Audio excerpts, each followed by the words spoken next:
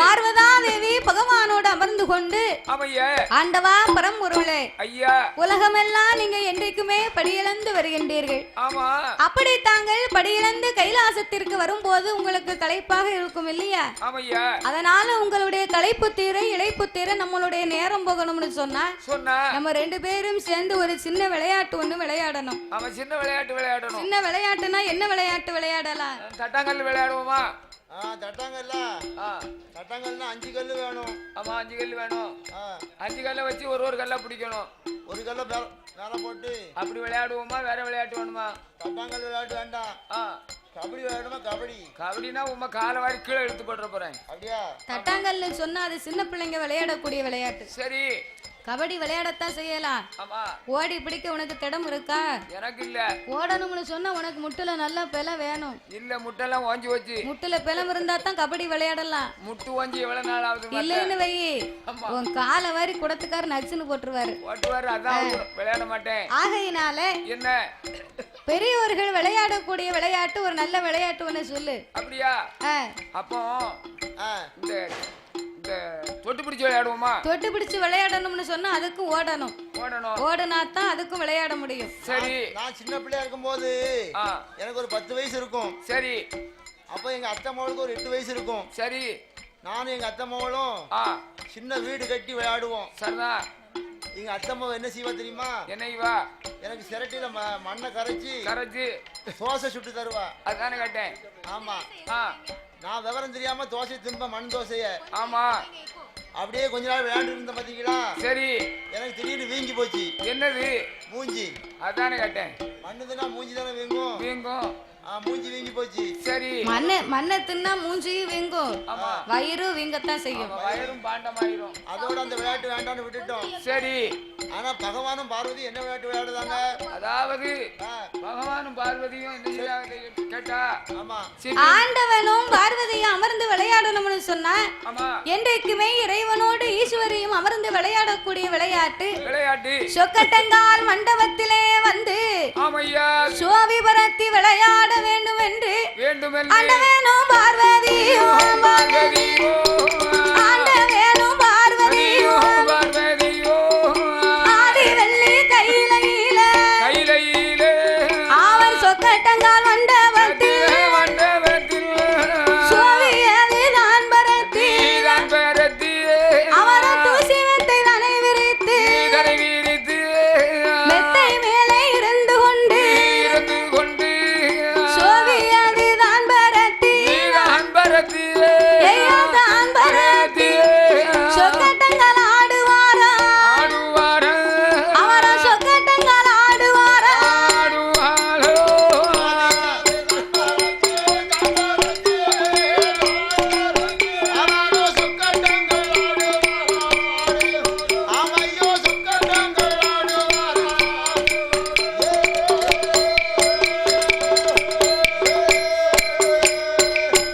அப்படி சொக்கட்டங்கால் ஆடும்போது அந்த சொக்கண்டேவி பார்வதியா ஆண்டவனே பகவான் சாமியாகில இந்த உலகத்தில் ஆண்டவனும் பார்வதியும் இப்படி சொக்கட்டங்கால் ஆடும்போது பார்வதா தேவி பகவானை அழைத்து இறைவனாகி சிவபெருமான் படியிழந்த தத்துவத்தை கேட்டாள். ஆண்டவா இந்த உலகத்திலே நீங்க எந்த உயிருக்கெல்லாம் படி இழந்து எப்படி படி இழந்தீர்? அதாவது என்னால் படைக்கப்பட்ட மனுக்களுக்கு அத்தனைக்கும் படி இழந்தேன். அம்மா பார்வதி என்ன கல்லுக்குள் இருக்கும் தேரைக்கும் சரி தாயார் பையுக்குள் வாழும் சிசுவுக்கும் முட்டைக்குள் உருவாகும் குஞ்சுக்கும் மாங்கொட்டைக்குள் இருக்கும் வண்டுக்கும் நான் படி இழந்திருக்கேன் பார்வதி. அப்படி இருக்க இந்த ஆண்டவன் படி இழப்பிலே எக்குறைகளுமே கிடையாது. இல்லம்மா இதனால் இதுவரைக்கும் எவ் உயிரும் தப்பியதில்லை. இறைவன் நான் படி இழந்து வருகிறேன் அம்மா என்ற ஆண்டவன் சொன்ன போது இப்படி இரு பேர்களும் படி இழந்த தத்துவத்தை பேசிக் கொண்டிருந்தார்கள். அந்த வேளையிலே ஆதி கைலாசத்திற்கு யார் வருகிறார்கள் தெரியுமா? 30 முற்கோடி தேவர்களும் 48,000 கோடி அவராக தீசரம் உலத்தீசர் அழகு கலை கோட்டு மாமுனியோ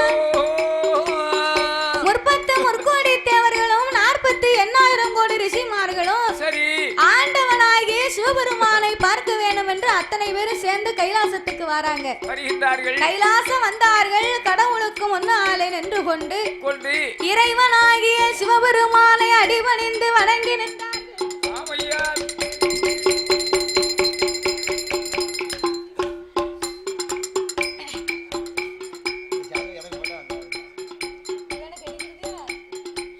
இறைவனாகிய சிவபெருமானை கண்டு வணங்க வேணும் என்று என்கிட்ட கூட ஒரு பாவாடை தைச்சிக்கிறேன். பாவாடை தைக்க போறியா? எனக்கு தான். உனக்கு பாவாடை நல்லா இருக்கும் தாத்தா, நீ கவலைப்படாத. சரி, ஒருவேளை உனக்கு நான் பாவாடையை தச்சு கொடுத்தேன்னு வைகி, உன் பேர் சொல்ல போட்டு குடுத்திக்கிடுவேன். நீ என் பேரை சொல்லி போட்டுக்கிடுவேன்.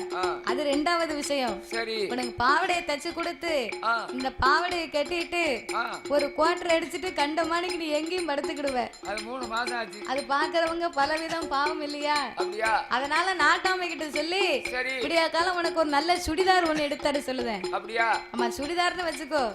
ஒரு டாப் ஒண்ணு கொடுப்பாங்க. சரி, அது மேட்ச் செட்டை நீ மேல போட்டுக்கிடலாம். சரி, ஒரு காலுக்கு 2 காலுக்கும் ஒரு பேண்ட் ஒண்ணு கொடுப்பாங்க. சரி, அதையும் நீ போட்டுக்கிடலாம். அது போக இன்னும் ஒண்ணு ஒரு துப்பட்டா ஒண்ணு கொடுப்பாங்க. அப்ப இப்படி போட்டுக்கிடுவேன். துப்பட்டா யார் மேல? யார் மேல துப்பட்டா? அங்க போடுறதுக்கு என்ன இருக்கு? துப்பட்டா கேட்டேன். இங்க என்னத்த பாக்கியரு இல்ல என்னத்த பாக்கியருன்னு அங்க என்ன இருக்கு போடுறதுக்கு? அதானே கேட்டேன். அப்படி உனக்கு ஒரு சுடிதார் மட்டும் எடுத்து கொடுத்தேன்னு வை, நீ எத்தனை கோட்டை அடிச்சு எங்க வேணாலும் நீ எப்படி படுத்தாலும் கவலையே இல்ல, தலைகீழ தூங்கினாலும் பிரச்சனை இல்ல. அதாவது அதனால அண்ணன் கிட்ட சொல்லி உனக்கு விடியக்காலம் சுடிதார் எடுத்துருவோம். சுடிதார் போடுறதுனால தப்பு ஒண்ணும் இல்ல. இந்த குடத்துக்காரர் எமத்தில் நிக்க முடியாது. என்ன செய்வாரு? பிறத்தாலே ஓடியாருவாரு. ஆமா, பிறத்தால ஓடியாந்து பொம்பளை தானா ஆம்பளை தானான்னு முன்னாடி வந்து பாப்பாரு. தனியா விட முடியுமா? முடியாது. போட்டேன்னு வையுமே, உங்க முன்னாலகும் பார்க்க 16,000 கண்ணு வேணும். முன்னாலகும் பின்னாலகும் அடே அப்பா. அதானே, அதனால நீ கவலைப்படாத, சரியா? கவலை இல்ல, கவலை இல்ல. சரி, அப்ப இந்த ஆண்டவனாகிய சிவபெருமானை பார்க்க வேண்டும் என்று ஆமையா தேவர்கள் மூவர்கள் அனைவர்களும் திருக்கைலாசத்திற்கு வந்தார்கள். வந்தார்கள். ஆண்டவனார் முன்னால் வந்து நின்று என்ன சொல்கிறார்? அத்தனை பேர்களும் அடிபணிந்து வணங்கி நின்றார்கள். ஆமையா முக்காலும் அவர்கள் வளமாய் வந்து, முக்காலும் அவர்கள் வளமாய் வந்து, வளமாய் வந்து முடி வணங்கி சிவனை நமஸ்கரித்தார். முடி வணங்கி சிவனை நமஸ்கரித்தார்.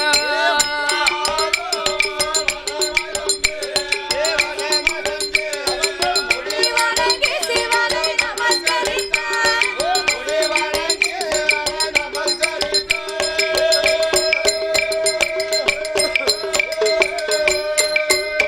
ஏ 4 வேளை அவர்கள் சுத்தி வந்து நமஸ்கரித்து சிவனை தென்று, 5 வேளை அவர்கள் சுத்தி வந்து அரணாரை அவரும் நமஸ்கரித்தார். ஈசன் முன்னால் அவர்கள் வளமாய் வந்து இருகரம் கொண்டு அவர் நமஸ்கரித்தார். அரோகரா அரோகரா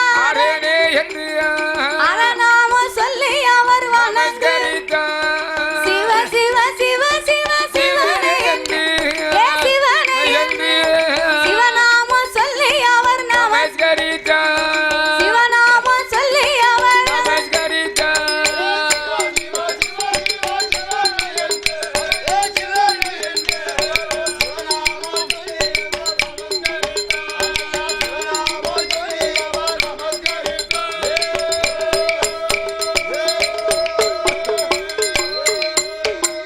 சர்வலோக நாயகா சம்போ மகாதேவா மகாதேவா சாம்பல சொரூபா ஆமையா என் சஞ்சலத்தை தீர்ப்பவா தீர்த்தவா அடியோர்க்கெல்லாம் எளியோனை என் ஆண்டவா பரம்பொருளே என்று எழுது இறைவனார் முன்னால் எல்லோரும் வணங்கி நின்றார்கள். ஆமையா ஆண்டவனை வணங்கி அடிபணிந்து ஆமா இறைவனுக்கு முன்னாலே எல்லோரும் நிற்க நிக்கும் போது ஏறிட்டு பார்த்தார் சிவபெருமான். ஆஹா, அப்பா தேவர்களே மூவர்களே, மூவர்களே நீங்கள் அனைவர்களும் ஒன்று கூடி இந்த ஆண்டவனை தரிசிக்க வந்த காரணம் என்ன? விவரத்தை சொல்லுங்க ஐயா. என்னைக்கும் நீங்க எல்லோரும் வருவீங்க, என்னை வணங்குவீர்கள். ஆமா, ஆனா இன்னைக்கு ஒண்ணு போல ஒற்றுமையா வந்திருக்கீங்களே, என்னப்பா விவரம் விவரத்தை சொல்லுங்க ஐயா என்று பகவான் கேட்ட உடனே என்ன அப்பந்தான் மூவர்கள் சொன்னார்கள், எப்படி? ஆண்டவா பரம்பொருளே, ஐயா என்னைக்குமே இந்த திருக்கைலாசத்திலே சிவனுக்கும் பார்வதிக்கும் ஆமா ஆண்டுக்கு ஒரு முறை திருக்கல்யாணம் நடப்பது வழக்கம். ஆமா வழக்கம். ஆனா கல்யாணம் நடத்தி பல காலங்கள் ஆகிவிட்டது. ஆகையினால இந்த வருடத்திலே உங்களுக்கும் பார்வதாதேவிக்கும் திருக்கல்யாணம் நடக்கக்கூடிய நேரங்கள் வந்தாச்சு. அதனால உங்க கல்யாண காட்சிகளை பார்க்கணும்னு சொன்னா அதற்கு கோடிய புண்ணியம் வேணும். அதற்கெல்லாம் ஒரு வரப்பிரசாதம் வேண்டுமே இறைவா. அதனால உங்களுக்கும் பார்வதிக்கும் திருக்கல்யாணம் நடத்தலாமேன்னு உங்ககிட்ட அனுமதி கேட்கலாம்னு வந்திருக்கோம். அதுக்கு தான் நாங்க வந்தோம் அப்படின்னு தேவர்கள் சொன்ன உடனே அப்பந்தான் சிவபெருமான் சொன்னார். என்ன சொல்லுகிறார்? அப்பா மூவர்களே முனிவர்களே, ஐயா நீங்கள் சொல்வதை போல் ஆண்டுக்கு ஒரு முறை திருக்கல்யாணம் நடப்பது வழக்கம்தான். அதற்குரிய நேரமும் வந்தாச்சு. ஆன போதிலும் கல்யாணம் முடிக்கணும்னா முதல்ல என்ன வேணும்? என்னது வேணும்? கல்யாணம் முடிக்கணும் நல்ல பொண்ணு வேணும். முதல்ல நல்ல பொண்ணு வேணும். அதானே கேட்டேன். இப்போ ஆம்பளை பிள்ளைங்க ரொம்ப ரொம்ப பொட்ட பிள்ளைங்க இப்ப கம்மி. அப்படியா? அப்போ பொட்ட பிள்ளைங்க அதிகம், ஆம்பளை பிள்ளைங்க கம்மி. அதனால இப்ப பொண்ணு ரொம்ப கிடைக்க மாட்டேங்குது. கிடைக்க மாட்டேங்கோ. ஆமா. அதனால முதல்ல ஒரு கல்யாணம் முடிக்கணும்னா தாத்தாவுக்கு போன வாரம் தான் பூ வச்சது. போன வாரம் தான் பூ வச்சிருக்கா? ஆமா. உனக்கு எல்லாமா பொண்ணு கிடைக்கி? அவ கிடைக்கல. பரவாயில்ல. சரி இருக்கட்டும். 50 வருஷத்துக்கு முன்னாடி பொண்ணு பார்த்து கல்யாணம் முடிக்கணும்னா அந்த காலம் இந்த மாதிரி ஆட்டோ பைக்கு கார் வசதி கூட்டுரு அதெல்லாம் கிடையாது. இல்ல இல்ல. ஒரு பொண்ணை பார்த்து கல்யாணம் முடிக்கணும்னா என்னய்யா? அரை அடி செருப்பு தேயுமா? அரை அடி செருப்பு? ஆமா. எங்க போனா நடந்தானே போகணும். அப்படி நடையா நடந்து தேடி இருக்காங்க. ஆமா. அந்த காலம் பொண்ணு கிடைக்காதான். சரி. அதனால கல்யாணம் பொண்ணு பார்த்து கல்யாணம் முடிக்கணும்னா அரை அடி செருப்பு தேஞ்சு போகுமா? தேஞ்சிரும். அதே மாதிரி இப்ப காலம் வந்தாச்சு. என்ன? இப்ப தற்போது இடையில வந்து பெண்கள் அதிகமாகி போச்சு. சரி. வரதட்சணை வேற அதிகமாகி போச்சு. அதானே கேட்டேன். ஆனா இப்போ வந்து அப்படி கிடையாது. என்ன? பெண்ணு கிடைக்க மாட்டேங்குது. கிடைக்க மாட்டேங்கோ. ஆமா. சரிதானே? அதனால முதலாவது புக் பண்ணி வைக்கணும். அப்படி வச்சாதான் கல்யாணம் முடிக்கலாம். கண்டிப்பா கண்டிப்பா. போன வாரம் பூ வச்சிட்டு வந்த பாரு. ஆமா. அத மாதிரி பூ வச்சிரணும். ஆமா. முன்கூட்டியே அட்வான்ஸா இருக்கணும். சரி. ஆனா இந்த ஆண்டவனுக்கும் பார்வதிக்கும் கல்யாணம் முடிக்கணும்னு சொன்னா கல்யாணம் முடிக்கணும்னு சொன்னா முதலாவது நல்ல பொண்ணு வேணும். ஆமா. பொண்ணு வேணும். அதனால எனக்கு சம்மதம்டா. சரி. இந்த பார்வதாதேவிக்கு சக்திக்கு சம்மதமா இருந்தா தானே சிவன் நான் சரின்னு சொல்ல முடியும். ஆமா. அதனால அந்த முடிவை சக்தி இடத்திலேயும் கேளுங்க. கேளுங்க ஐயா அப்படின்னு சிவபெருமான் சொன்னார். சொன்னபோது அவன் பார்வதாதேவி இடத்திலே வந்து என்ன? எம்மா தாயே பராசக்தி, தாயே ஆண்டவன் சொன்னதை மாதிரி உங்களுடைய சம்மதம் இருந்தா தானே நாங்க அதற்குரிய ஏற்பாடுகளை செய்யலாம். ஆமா. அப்படின்னு கேட்ட உடனே சரி. பார்வதாதேவிக்கு மனதிலே மட்டில்லாத மகிழ்ச்சி. ஆமா. வருமுலா. முகத்திலே பொன் சிரிப்போடு சரி என்று சம்மதித்தார்கள். சம்மதித்தார்கள். இரு பேர்களும் ஆட்டுமென்று சம்மதித்த போது அந்த ஆதி கைலாசத்திலே திருக்கல்யாணம் நடத்த வேணும் என்று ஆண்டவனுக்கும் பார்வதிக்கும் கல்யாணம்னா உடனே என்ன ஆச்சு? கைலாசமே கலகலகலகலன்னு கூட்டமும் நாட்டமும் ஒவ்வொருவர்களும் வந்து ஒவ்வொரு வேலைகளையும் செய்ய ஆரம்பித்தார்கள். கல்யாணம்னாலே கல்யாணம்னு பேசி முடிச்சாலே என்னய்யா? பொண்ணுக்கும் மாப்பிளைக்கும் விடிய விடிய தூக்கம் வராதான். ஏன் வராது? இப்ப கல்யாணம் வந்து இப்ப வந்து பூச்சிக்கான வைங்களேன். சரி. அடுத்த மாசம் கல்யாணம். சரிதான். அடுத்த மாசம் கல்யாணங்கும் போது பொண்ணுக்கு மாப்பிளைக்கு தூக்கம் வராது. எப்போ ஒரு மாசம் கழிய போகுது அப்படின்னு ஏங்கிட்டு இருப்பாங்களாம். கல்யாணம் சந்தோஷமான விஷயம் தானே? சந்தோஷமான விஷயம். அப்ப இந்த ஆண்டவனுக்கும் பார்வதிக்கும் திருமணம் என்று சொல்லி அதாவது கல்யாணத்துக்கு முதலாவது வாரவங்களே இந்த பந்தலத்தான் பாப்பாங்க. கண்டிப்பா அந்த பந்தலை பார்த்துதான் மறுபடியும் திருமணத்துக்குள்ளே வருவாங்க. அப்ப கைலாசத்திலே கடவுளுக்கு திருக்கல்யாணம் என்று சொல்லி அனைவர்களுக்கும் அறிக்கை ஓலை அனுப்பி ஆதி கைலாசத்திலே கல்யாணத்திற்கு பந்தல் அலங்காரம் செய்ய வேண்டும் என்று அவர்கள் எப்படி அலங்கரித்தார்கள்? பாக்குமாரம் கொண்டு வந்து பாக்குமாரம் கொண்டு வந்து அவரை பந்தல் எல்லாம் அலங்கரித்தார். ஈச்சம்பாலை கொண்டு வந்து அவர்கள் இருபுறமும் அலங்கரித்தார். தமுகம்பாலை கொண்டு வந்து எல்லாம் கொண்டு வந்து கால்கள் எல்லாம் அலங்கரித்தார். பந்தல் கால்கள்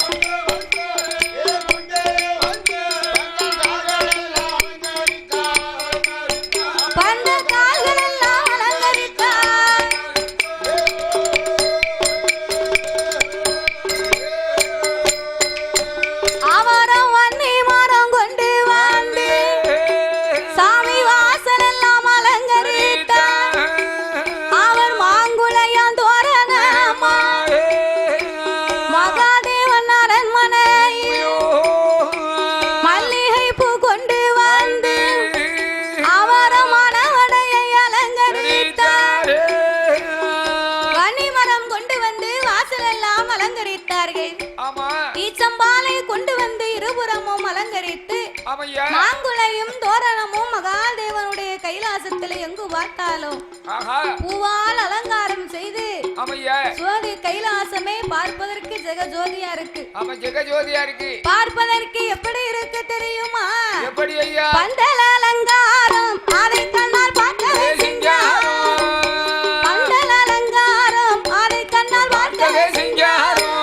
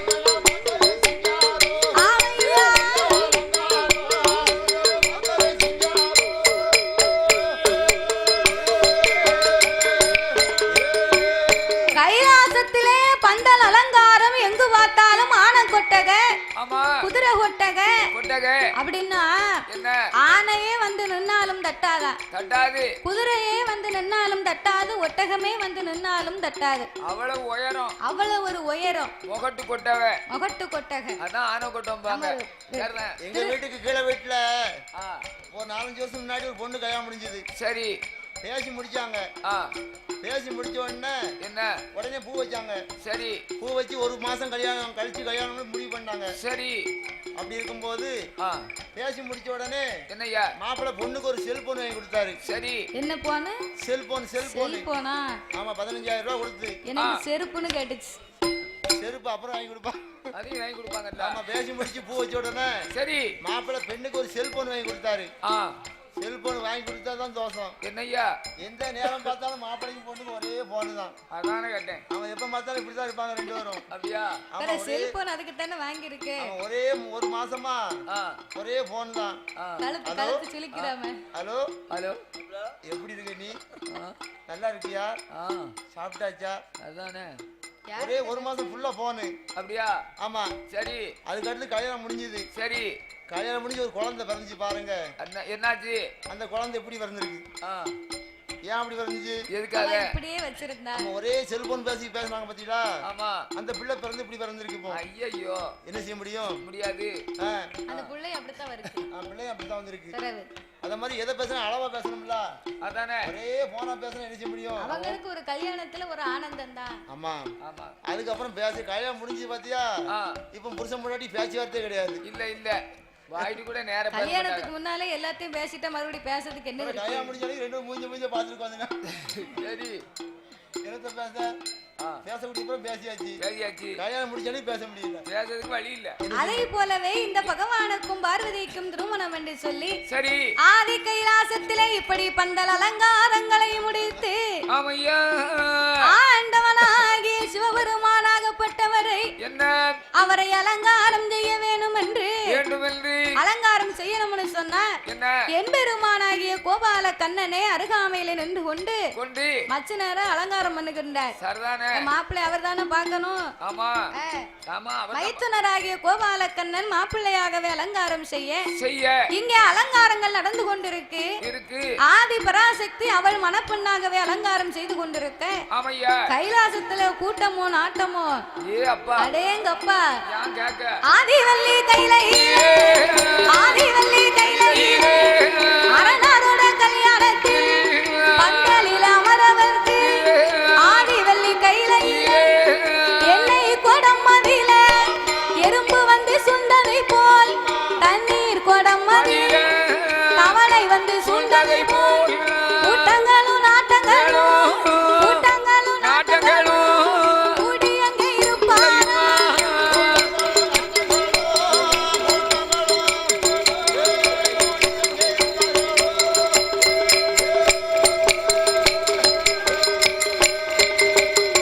அங்கே கூட்டங்களும் நாட்டங்களும் கூடி வல்ல இருப்பாரா இருக்குகின்ற வேளையிலே வடகையிலை தன்னதிலே கூட்டமும் நாட்டமும் அடேங்கப்பா வட கைலாசத்திலே அத்தனை பேர்களும் கூடி நிக்கிறாங்க. ஆமா கூட்டம் அங்க குமிஞ்சு நிக்கி. கூட்டம்னா கூட்டம், ஏகப்பட்ட கூட்டம், சரியான கூட்டம். சரி. கூட்டமும் நாட்டமும் எண்ணெய் குடத்திலே எறும்பு வந்து சூழ்ந்ததை போல தண்ணீர் குடத்திலே தவளை வந்து சூழ்ந்ததை போல ஆண்டவனுக்கு கல்யாணம் ஆண்டவனுக்கு கல்யாணம்னு சொல்லி அத்தனை பேர்களும் ஒவ்வொருவர்களுமே ஒவ்வொரு வேலைகளை பார்த்து கொண்டிருக்கிறார்கள். இப்படியாகவே இருக்க வட கைலாசத்திலே கூட்டங்கள் கூடிக்கொண்டே இருக்கு. அங்க கூட்டமும் ஆண்டவனுக்கு கைலாசத்திலே தானே திருக்கல்யாணம் நடக்கு. அப்போ வடகையிலே தென்கையிலே என்று பார்க்கும் போது வட திசையிலே ஆண்டவனார் கைலாசத்திலே கூட்டங்கள் பெருகிக் கொண்டே இருக்கு. கூட்டங்கள் அத்தனை பேரும் வட கைலாசத்துல அந்த பக்கமா நிக்கிறாங்க. கல்யாணத்தை சிறப்பா பார்க்க முடியும். இந்த தென்கையில இருந்தோம்னு சொன்னா சிவனுடைய திருக்கைலாசம் தெளிவா தெரியாது. அப்ப வட கைலாசத்துல இருந்து பார்க்க வேணும் என்று அத்தனை பேரும் வட கைலாசம் வந்தாங்க பாருங்க. அப்ப வடக்கு பக்கம் வந்த உடனே தென்கையிலை உயர்ந்து வட கையிலையாகப்பட்டது தனிந்து நீக்கி. அப்ப வட கைலாசம் மட்டும் தனிந்து தென்கையில உயர்ந்து நின்னா எப்படி இருக்கும்? ஒரு பக்கம் சாஞ்சிருக்கும். வேறு இல்லாத மரம் மாதிரி நிக்கி.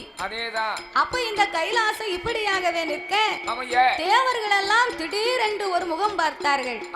பார்க்கும்போது என்னடா திடீர்னு இப்படி கைலாசம் அங்குமிங்குமாகவே இப்படி சாய்ந்திருக்கிறதே, நம்ம என்ன செய்வதோ ஏது செய்வதோ என்று அங்கும் பதறுவாரா அங்கும் பதறுவாரா ஆவித்தனலாகுவாரா ஆண்டவனார் முன்னாலே ஆண்டவனார் முன்னாலே அங்கே அவசரமாவாரே அவர் அவசரமாவாரே.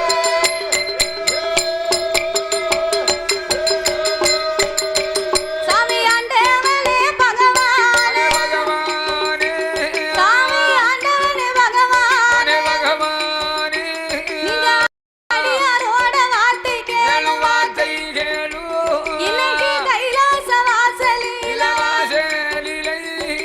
உங்களோட கல்யாணத்தில் வடகையிலை தாண்டிருக்கு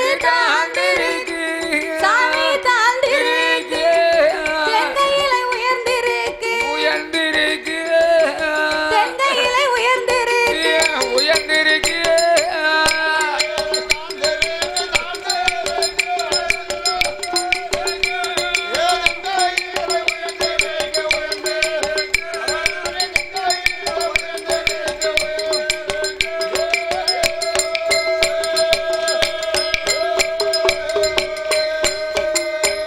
அனைவர்களும் அங்கம் பதறி ஆவி தனலாகி ஆண்டவனார் உன்னாலே வந்து ஆண்டவா பரம்பொருளே உங்க கல்யாணத்திலே அனைவர்களும் திருக்கல்யாணத்தை பார்க்க வேண்டும் என்று நாங்க ஆசைப்பட்டு வந்தோம்.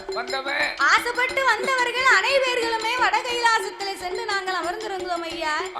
திடீரென்று வடகையிலை தாண்டி தென்கையிலை உயர்ந்து நிற்கிறது. இந்த கைலாசத்திற்கு என்ன ஆகுமோ ஏதாகுமோ எங்களுக்கு தெரியவில்லையே இறைவா.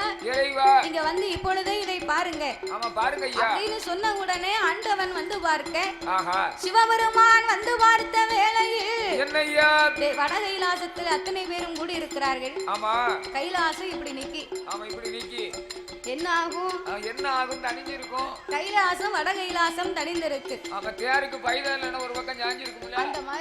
அந்த மாதிரி நிக்கின்றது. அப்ப இந்த வட கைலாசமும் தென் கைலாசமும் சரி சமமாக இருந்தா தான் திருக்கல்யாணம் கல்யாணத்தை நடத்த முடியும். அவன் நடத்த முடியும். அப்ப இந்த தென்கையிலையும் தனிந்து வடகையிலையும் தனிவாக இருப்பது உயர்ந்து இருதுமே சமமாக வரணும்னு சொன்னா என்ன செய்ய வேண்டும்? இந்த வடகைலாசத்தில் இருந்து தென்கையிலைக்கு யாராவது ஒருவர் போகணும். அவன் யாராவது ஒரு ஆள் போகணும். ஆமா, தென்கையிலைக்கு யாராவது ஒருவர் போனாதான் வடகையிலையும் தென்கையிலையும் ஒரே தனிவாக வரும். அவன் சமமா வரும். அப்ப தென்கையிலைக்கு போகணும்னு சொன்னா யார் போவா? யார போக சொல்லலாம்? யாராவது போவாங்களா? போக மாட்டாங்களா? ஏன் போக மாட்டாங்க?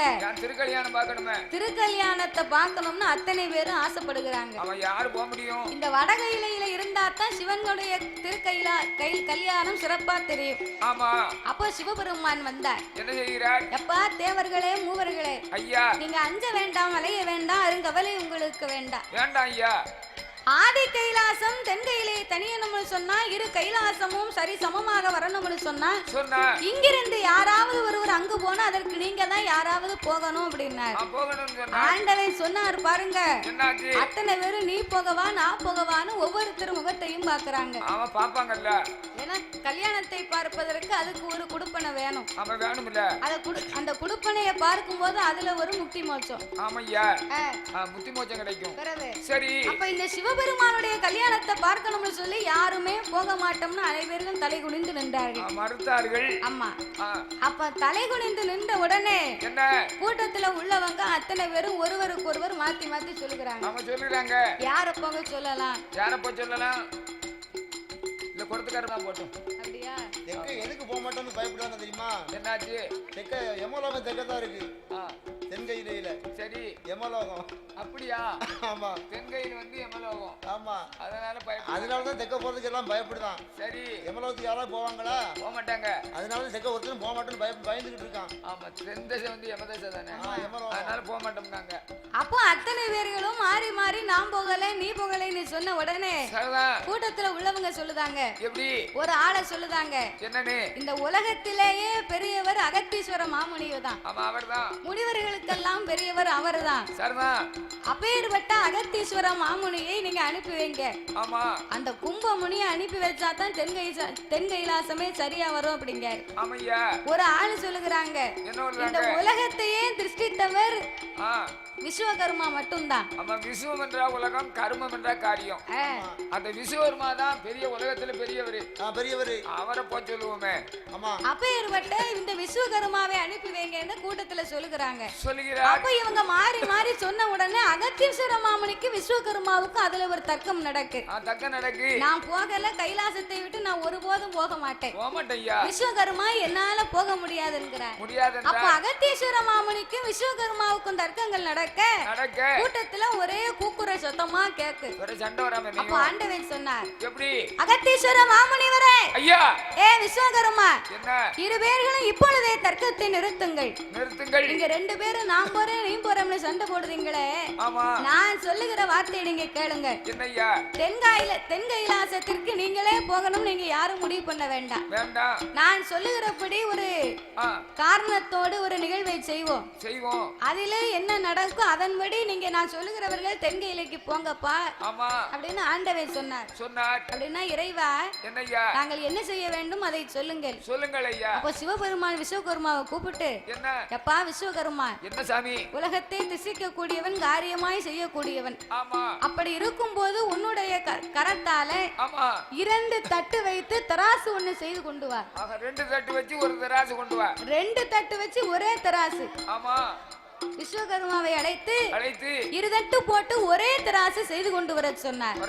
ஒரு தராசுல பார்த்தா தானே 2 தட்டுலயும் கரெக்டா ஒரே அளவு இருக்கா அப்படிங்கறது தெரியும். அப்ப 2 தட்டு போட்டு ஒரே ஒரு தராசு செய்து கொண்டு வா மகனே. அந்த தராசு தட்டில நீங்க 2 பேரும் அமர்ந்திருக்க வேண்டும்.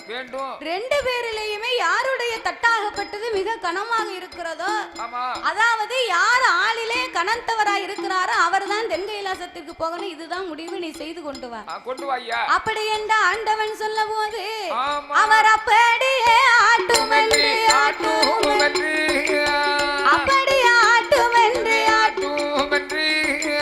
அதை கேட்ட விஸ்வகர்மா அவரும் 2 தட்டு போட்டல்லவோ ஒரு தராசு உண்டு பண்ணி 2 தட்டு போட்டு ஒரே ஒரு தராசு செய்தார். அவர் திராசு செய்தாரே, ஒரு தட்டு ரொம்ப கனமா போட்டாரு. கொஞ்சம் கனமா போட்டாதான் அகத்தீஸ்வர மாமுனி அதுல உட்கார வச்சு அவர் அனுப்பிடலாம்னு இவருக்கு ஒரு மனசுல ஒரு எண்ணம். அவர் தவறா நினைக்கல, ஆண்டவன் கல்யாணத்தை பார்க்கணும்னு சொல்லி அவருக்கு ஒரு ஆசை. அப்போ ஒரே ஒரு தட்டை மட்டும் கனத்ததா கனமான தட்டா போட்டு இன்னும் ஒரு தட்டை லேசான தட்டா போட்டார். அப்ப கள்ளத்திராசு அடிக்காரு பாருங்க. அப்ப ஒரு தட்டு கனமா இருக்கு, ஒரு தட்டு லேசா இருக்கு. அவர் செய்திருந்தா ரெண்டுமே ஒண்ணு போல இருக்கணும், அதுதான் நியாயம். ஆனால் அவர் அப்படி செய்யல. கள்ளத்திராசு உண்டு பண்ணி கடவுளுக்கு முன்னாலே கொண்டு வந்தார். கடவுளுக்கு முன்னாலே வந்து நின்று இரு பேர்களும் ஒருவருக்கொருவர் ஒரு தட்டிலே அமர்ந்து பார்த்தார்கள்.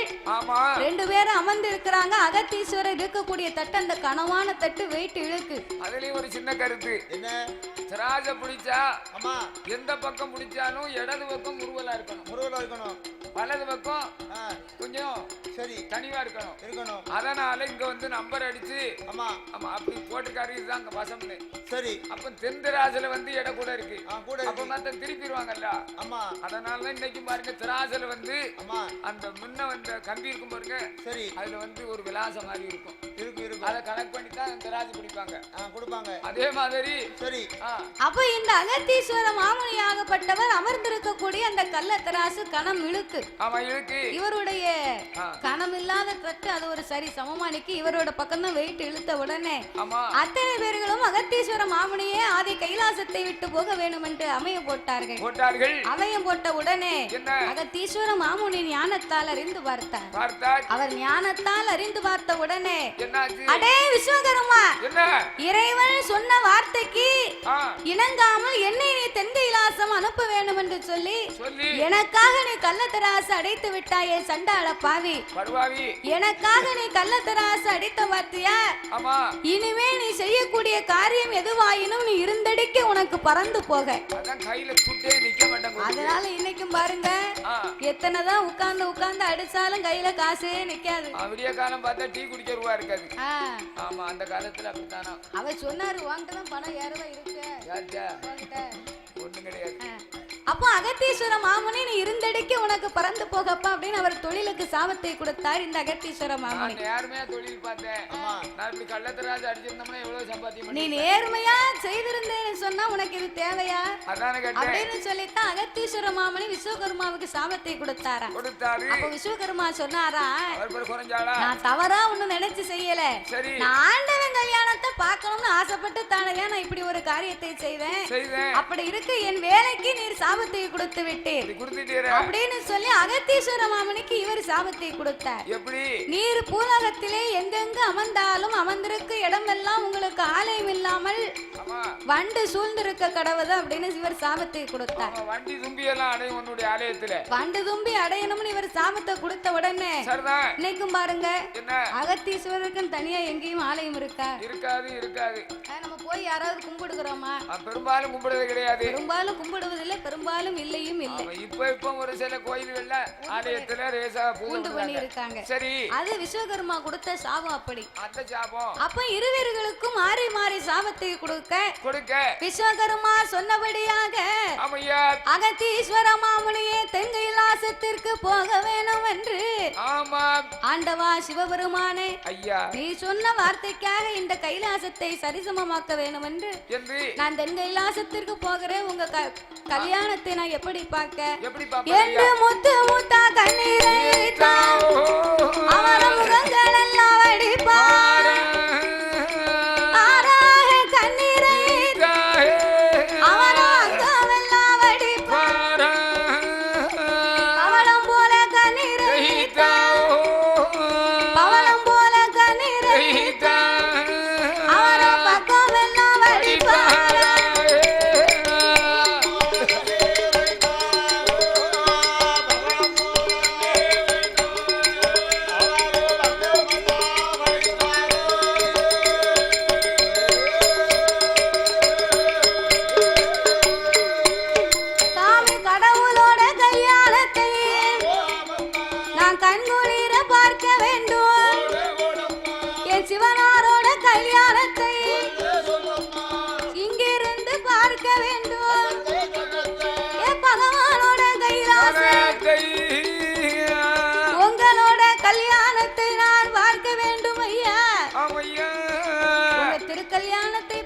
வேணும் என்று எத்தனை நாட்களா நாங்க காத்திருந்தோம்.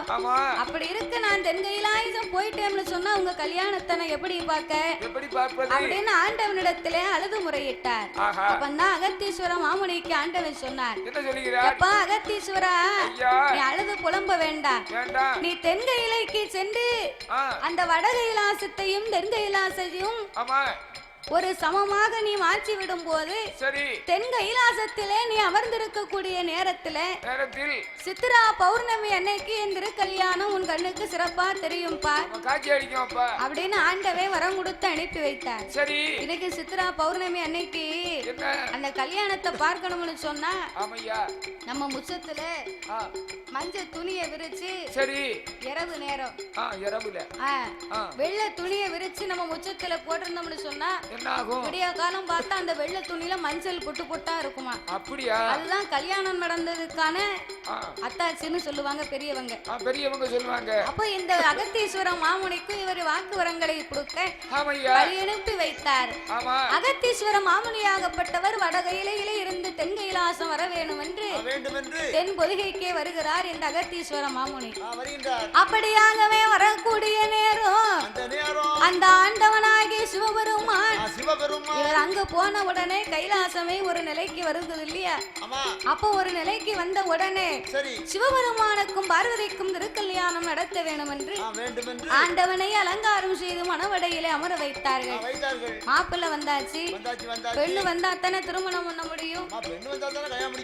பிரம்மதேவனை அமர்ந்து கொண்டு வேதங்களை ஓதி கொண்டிருக்க நேரங்கள் வரப்போகுது. பார்வதி வந்தா திருக்கல்யாணம் நடக்க போகுது.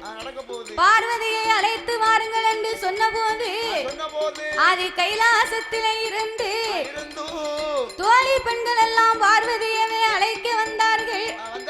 பார்வதி அழைக்க வராங்க. பார்வதி அவ எப்படி உட்காருக்கா, எப்படி இருக்கிறாள் தெரியுமா? நீட்டினகால் மடக்கலையே, நீட்டினகால் மடக்கலையே, நீட்டினகால் மடக்கலையே, மடக்கலையே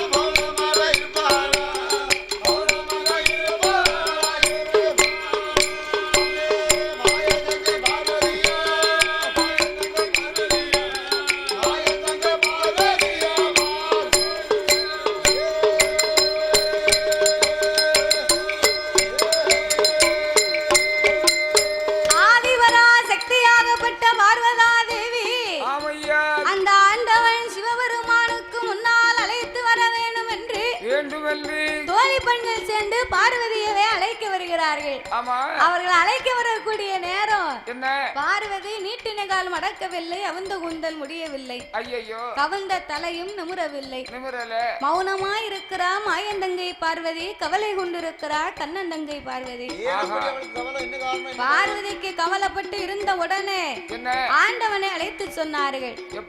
ஆண்டவே சிவபெருமான் ஓடி ஓடி வந்து பார்க்க, அடியே பார்வதி, நேரமோ கிட்ட நெருங்கி விட்டது, அத்தனை பேர்களும் ஆவலோடு உனக்காக எதிர்பார்த்திருக்கிறார்கள், நீயும் இப்படி மௌனமும் கவலையுமா இருக்கிறாயே, உனக்கு என்னமா குறை வந்து விட்டது?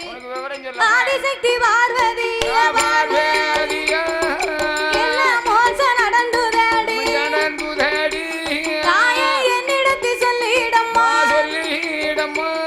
நீயோ மௌனமாக இருப்பதென்ன, மாயந்தங்கை சொல்லிடம்மா, அரணாரில்லா வேலையிலே உனக்கு அலங்கோலம் நடந்ததென்ன, எம்மா சிவனாரில்லா வேலையிலே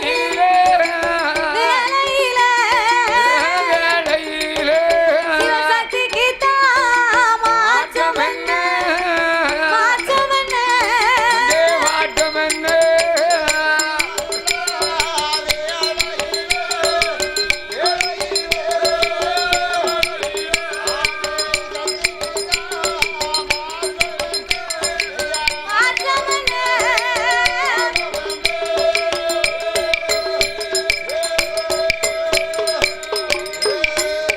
உனக்கு என்ன மோசம் நடந்துதாடி, என்னிடத்தில் சொல்லிடம்மா, அடியே பார்வதி, நான் அரணாரில்லா வேலையில் உனக்கு அலங்கோலம் நடந்தது என்ன, சிவனார் இல்லா வேலையில் சிவசக்திக்கு வந்த மாற்றம் என்னடி?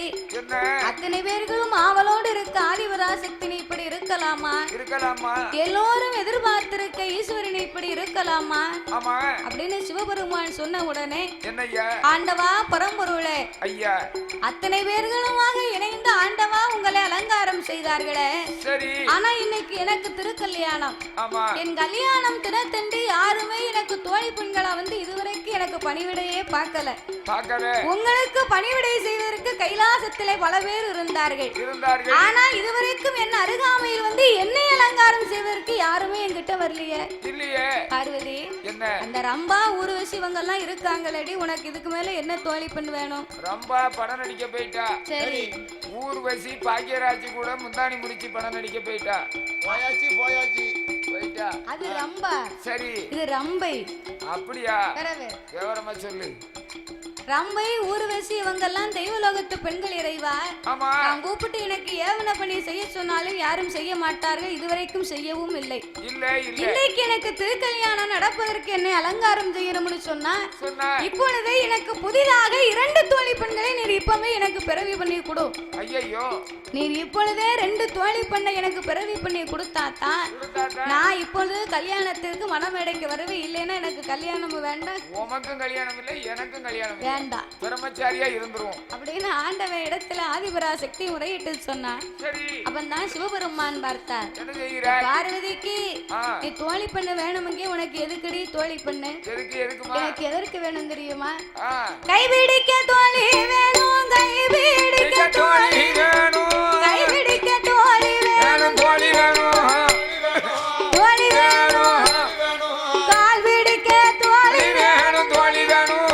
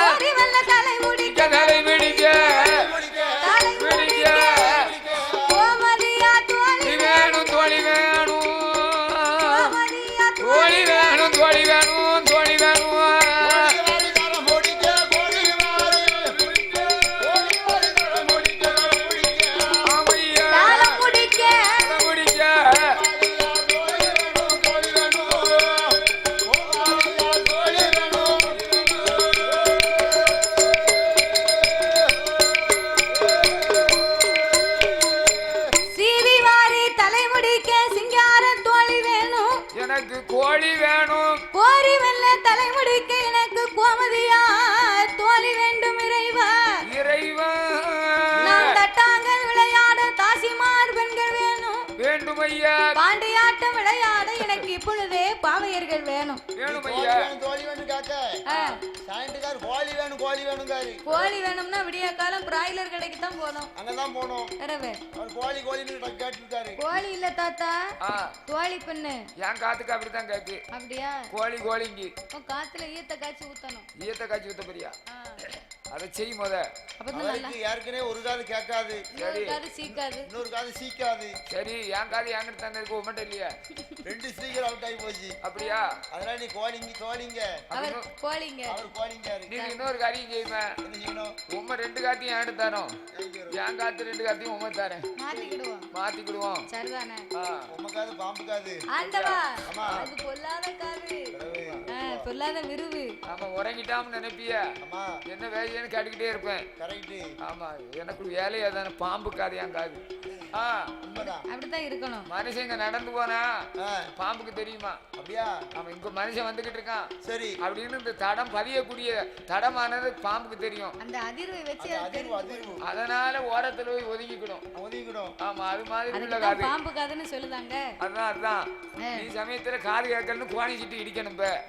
சரி போட்டோம். அப்ப இந்த ஆதிபதா சக்தியாகப்பட்டவன் ஆண்டவரிடத்துல இப்படி கேட்ட போது தோழி பண்ணாதவை எனக்கு பிறவி செய்து கொடுத்தாத்தான் ஆண்டவா, ஆமா, நான் கண்டிப்பா மனவடைக்கு வருவே, இல்லைன்னா நான் வரமாட்டேன், வர முடியாது ஐயா என்று பராசக்தியாகப்பட்ட அந்த பார்வதாதேவி சொன்ன போது இவள் பிடிவாதத்திற்கு இனி வேறு ஏதும் வழியே கிடையாது.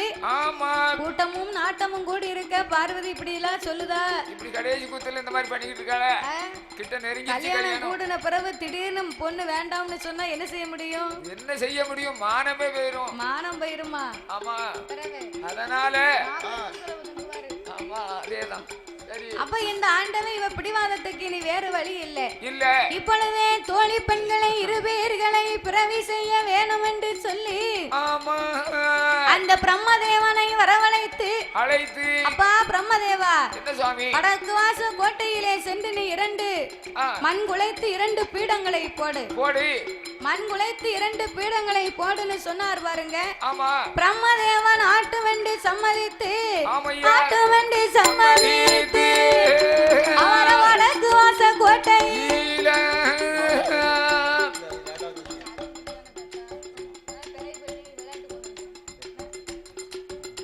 அவர ஆட்டு வண்டி சம்மதித்து ஆதிவல்லி கையில அரணாரோட சொல்லை கேட்டு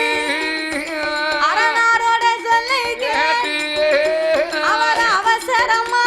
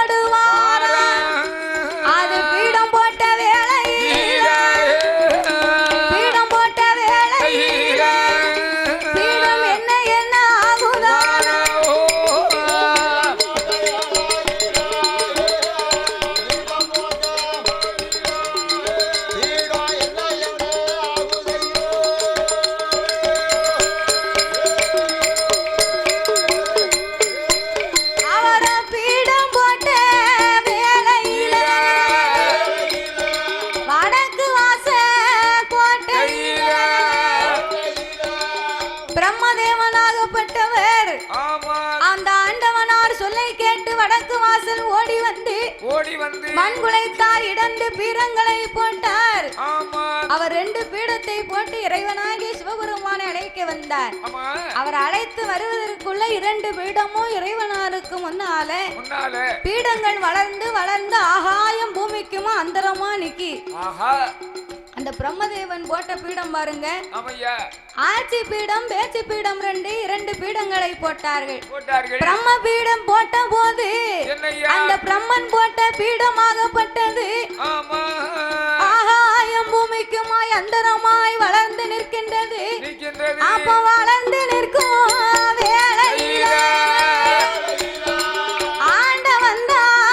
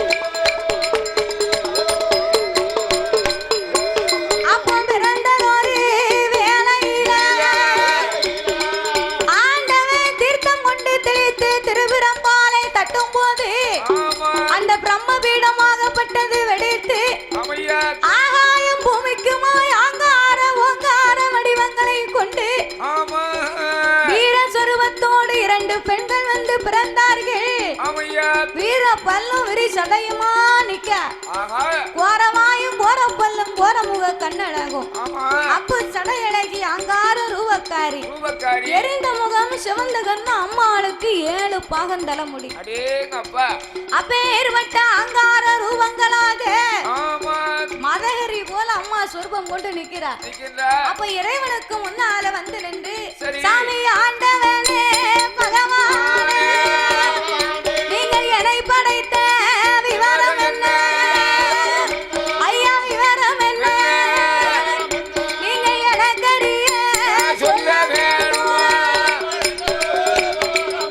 சாமி விவரம் என்ன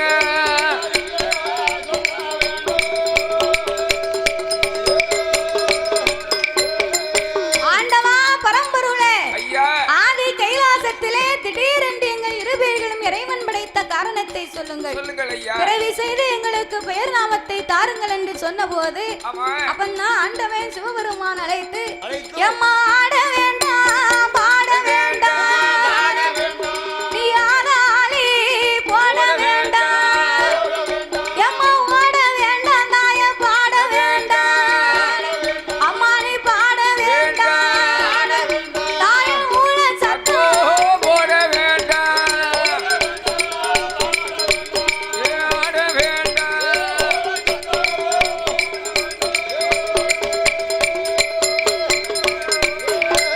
அம்மா பிரம்ம பீடத்திலே பிறந்ததாலே அம்மா நீ பிறந்ததாலே தாய பிரம்ம சக்தி அம்மா ஒன்று அம்மா நீ பிறந்ததாலே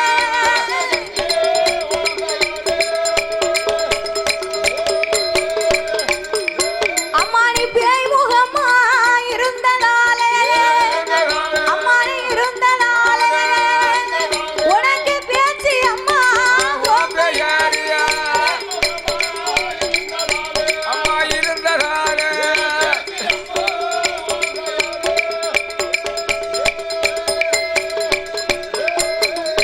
பிரம்மவிடத்தில் பிறந்ததினாலே பிரம்மசக்தி உந்தன் பெயர் ஆமா பேய் முகத்தோடு பிறந்ததினாலே பேச்சு அம்மாள் என்று உன் பெயர் அம்மா ஆமா பேச்சு பிரம்மகுல ராட்சதையால் என்று 2 பெண்களுக்கு ஆண்டவன் பெயர் நாமத்தை கொடுத்து கொடுத்து பிரம்மசக்தி பேச்சு அம்மா பேச்சியம்மா ஒருவர் அல்ல இருவர் இருவர் அப்போ பிரம்மசக்தி பேச்சு அம்மாள் என்று பெயர் நாமங்களை ஆண்டவன் கொடுக்க கொடுக்க ஏ தாயே பிரம்மசக்தி என்ன உங்கள் 2 பேர்களையும் இறைவன் விரைவி செய்த காரணத்தை சொல்லுகிறேன் கேளம்மா. சொல்லுங்க ஐயா கைலாசத்திலே பார்வதிக்கு எனக்கு இன்னைக்கு திருக்கல்யாணம் கல்யாணம் கல்யாணம் அன்னைக்கு பார்வதிக்கு தோழி பெண்கள் இல்லைன்னு சொன்னான். சொன்னா அதனாலதான் உங்க 2 பேர்களையும் அவளுக்கு தோழி பெண்களா நான் படைத்திருக்கிறேன். படைத்திருக்கேன் பார்வதா தேவியோடு என்றைக்குமே பல காலங்கள் நீங்கள் தோழி பெண்களாகவே அமர்ந்திருக்க வேண்டும் என்று வேண்டும் என்று ஆண்டவே உள்ள விவரத்தை சொல்லி பெயர் நாமத்தை கொடுத்து கைலைக்குள் அழைத்து வந்தார். வந்தார் அவர் கைலைக்குள்ள அழைத்து வந்த உடனே உடனே ஆட்டுமென்று சம்மதித்த ஆதி பராசக்தியோடு அமர்ந்திருக்க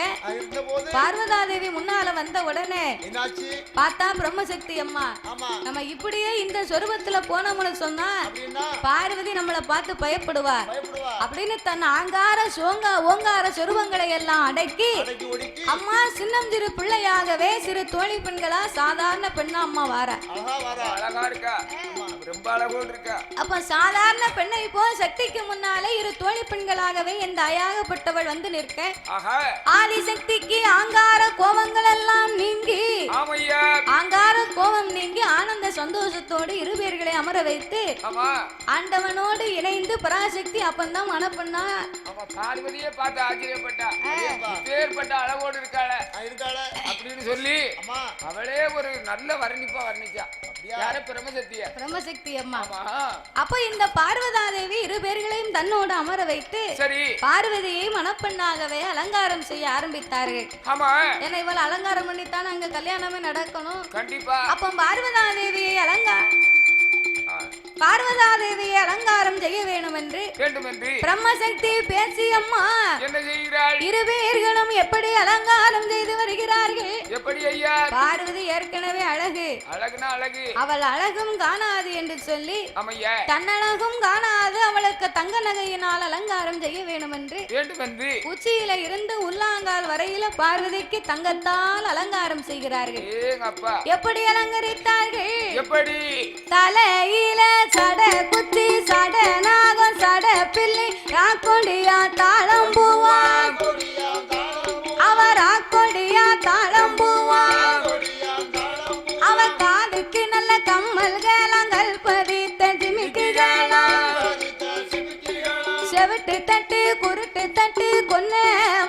தட்டுமிட்டாள் அவ கழுத்துக்கு அவன் மாலை பவன் மாலை காசு மாலை கெடிகார சங்கிலியா அவ கச்சப்பர மாலைகளா அவன் அலங்கார தாயத்துடன் அவ கையதிலே அவள் காப்பு பவள் காப்பு தோல் காப்பு தொந்தி காப்பு பட்டேன காப்பு மிட்டாள் அவன் மோட்டா நல்ல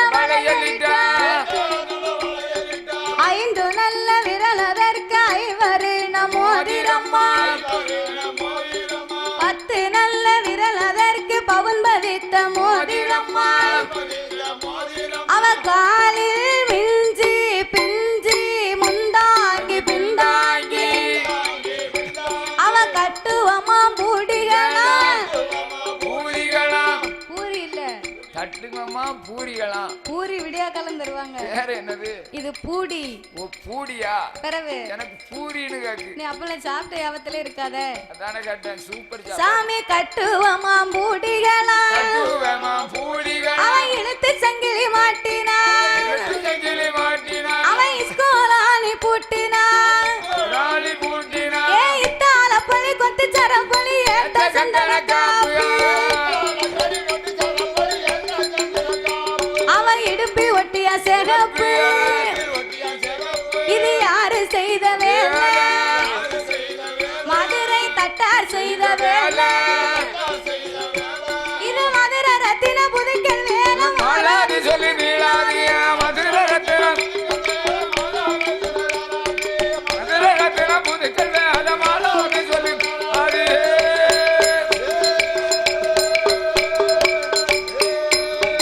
அவத்தாளி தவிர பீலி முதல் சக்தி பார்வதியா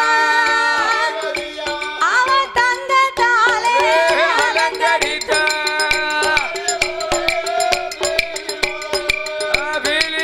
முதல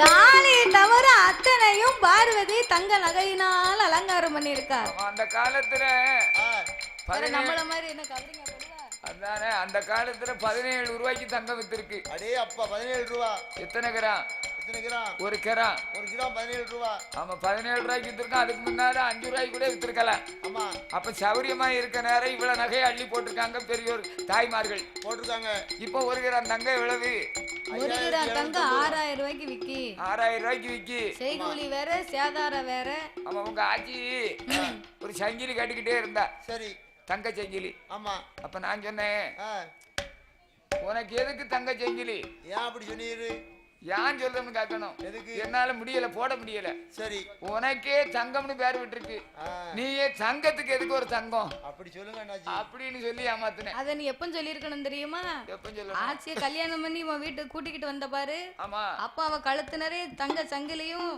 கை நிறைய ரொக்க பணத்தையும் வாங்கின பாத்தியா ஆமா அப்ப சொல்லி இருக்கணும் சங்கிலி பூரா ஏ தங்கம் தங்கம் நீயே 35-40 கிலோ தங்கம் சரி நீ எதுக்கு நகை போட்டு வர வீட்டுல வச்சுட்டு நான் பாத்துக்கிட்டோம்னு சொல்லியிருந்தா நீ நல்ல மனுஷன் தான் அவ பூரா போட்டு கொண்டு வந்தா அவ கேட்கும் போது அவ தங்கம்மா சரி அவ குடுக்கும் போது இவருக்கு வேண்டாம்னு சொல்ல மனசு வரல அதெல்லாம் தங்கம் போட்டு தான் வந்தா 30 பவுன் போட்டு வந்தா எங்க அக்கா நான் தான் போட்டு கொடுத்தேன் பாதி தங்கம் சொசைட்டி ஆமா என் கூட வந்த அக்கா தான் 30 பவுன் போட்டு கட்டி கொடுத்தா 2 லட்சம் ரூபாய் ரொக்கம் கொடுத்து சரி இந்த குடியார மனுஷன் அப்படியும் குடிச்சு அழிச்சிட்டாரு ஏன் நான் குடிக்கவும் இல்ல அழிக்கவும் இல்ல குளிக்கவும் இல்ல குடிக்கவும் இல்ல கிடையாது கவர்மெண்ட்ல அவருக்கு தண்ணியில கண்டம்யா தண்ணியில கண்ட அது ஒரு இருக்கட்டும் சரி நான் கவர்மெண்ட்ல வந்து பச்சை போட்டு கடையில சீட்டு கட்டிக்கிட்டு இருக்கேன் பச்சை போட்டு எந்த கடாது சீட்டு கட்டிக்கிட்டு இருக்கேன் டாஸ்மார்க்ல ஓ டாஸ்மார்க்ல அவன் எல்லாத்தையும் காலி வேணும் சீட்டு கட்டி அங்க இருந்து எனக்கு மொத்தமா எல்லாம் ப்ராப்ளம் எல்லாம் சேர்த்து கடைசியா தருவாங்கன்னு நினைக்கிறேன் எப்ப கடைசி நீ போகும்போதா தருவாங்க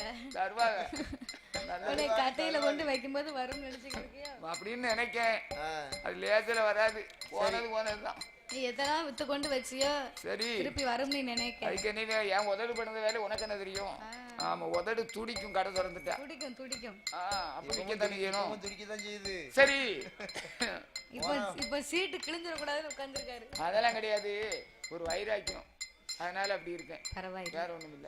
இருந்துகிட்டேன்னா நீ கெட்டிக்காரன் தாத்தா. இனிமேல் தேசியிலும் கிட்ட போக மாட்டேன். 3 மாசம் ஆச்சு. சரி 5 வயசுல இருந்து சொர கடிக்காரு. இப்ப கவலைப்படுறாரு. எவ்வளவு துட்டு காலியா போச்சு. 5 வயசுல இருந்து சரக்கு அடிக்காருன்னா அப்ப சின்ன மூடில தான் ஊத்தி கொடுப்பாரு. ஆமா, அத குடிச்சு குடிச்சு இப்ப பெரிய ஆள் ஆயிட்டாரு. பெரிய ஆள் ஆகி இப்ப விட்டாச்சு. அந்த வழியே இல்ல. எத்தனை கோடி ரூபாய் காலி பண்ணிட்டு அப்படிங்க இருப்போம். இப்ப நினைச்சு என்ன போகுது. சரி இருக்கட்டும். காலமுறை, அதாவது காலமுறை கடைசியில கதிரவன் வணங்கின கதையா இருக்கு. அதே கண்ணு இருக்கும் போதே கதிரவன் வணங்கணும். ஆமா, கண்ணு கெட்டு போன பிறகு கதிரவன் வரீங்க என்ன செய்ய? அதுக்கப்புறம் பிரயோஜனம் கிடையாது. இல்ல இல்ல. சரி, அப்போ அதே போல ஆமா, ஆதிபரா சக்தி ஆகப்பட்டவ உச்சியிலிருந்து உள்ளாங்கால் வரையிலேயுமே தங்கத்தால் அலங்காரம் செய்தார். ஆமா, அப்படி தங்கத்தினால் அலங்காரம் செய்து தாட்சாகினி அந்த பார்வதா தேவிக்கு இதுவும் காணாது இன்னும் அலங்கரிக்க வேண்டும் என்று அவளை எப்படி அலங்கரித்தார்கள்? எப்படி? தங்கத்தினால் செய்தபடி தாழ்வேடமா முத்து மாலையா, தங்கத்தினால் செய்தபடி தாழ்வேடமா முத்து மாலையா, அவன் கங்கணமா முள் வளையல மாட்டினா தங்க மோதிரத்தை விரலில் போட்டு நீட்டினாள், தங்க மோதிரத்தை விரலில் போட்டு நீட்டினாள்,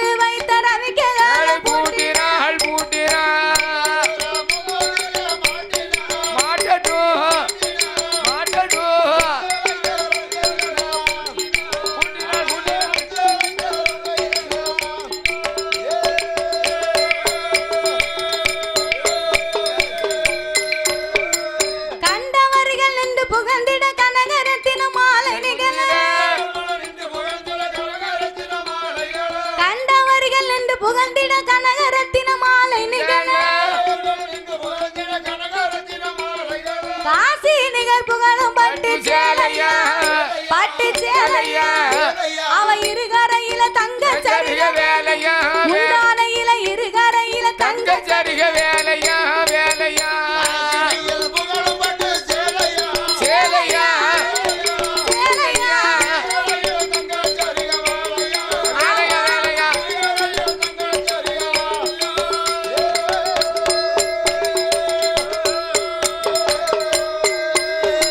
பார்த்தவர் மனம் பரவசப்பட பதித்தரத்தின மதிப்பு பொங்கிட, பார்த்தவர் மனம் பரவசப்பட பதித்தரத்தின மதிப்பு பொங்கிட,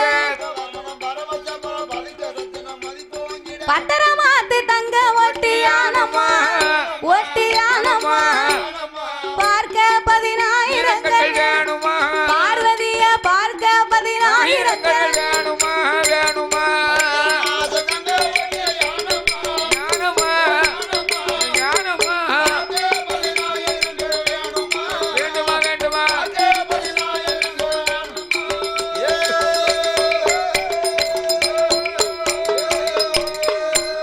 அவ சீதாலட்சுமி லோலா கிட்ட ராதா ருக்மணி வளையலிட்டா,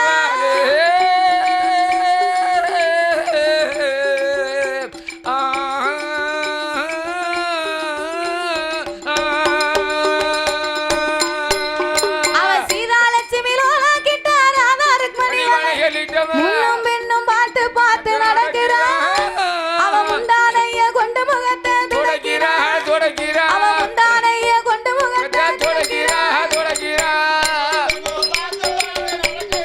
நடக்கட்டும், நடக்கட்டும்